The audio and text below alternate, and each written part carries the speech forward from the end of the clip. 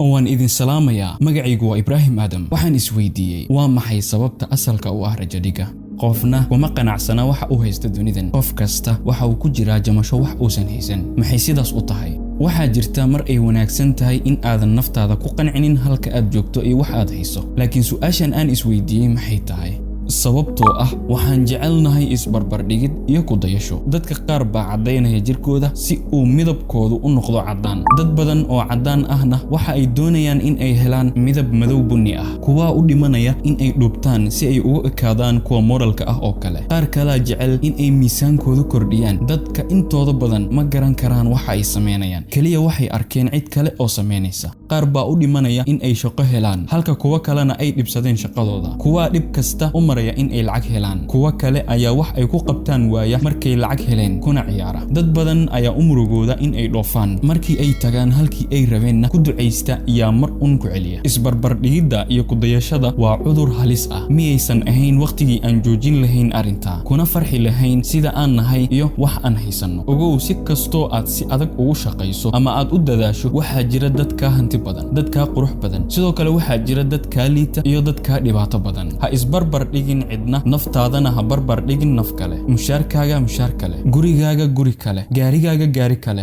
mobilkaaga mobil kale kaliya waxaad arkaysaa qof wata telephone iPhone 12 Pro Max laakiinse waxa macquul ah qofkaasi in uusan haysanin $1 oo telefoonka ku shubto si uu ugu hadlo laakiinse adiga telefoonkaaga qaaliga ah Samsung ah aad ka soo bixisay $200 ayaa ka qaalisan sababtu waxay tahay qofkaasi iPhone-kaas 12 Pro Max ka ah waxa macquul ah inuu ku soo galay si hadiyad ah oo kale hadaba jooji ku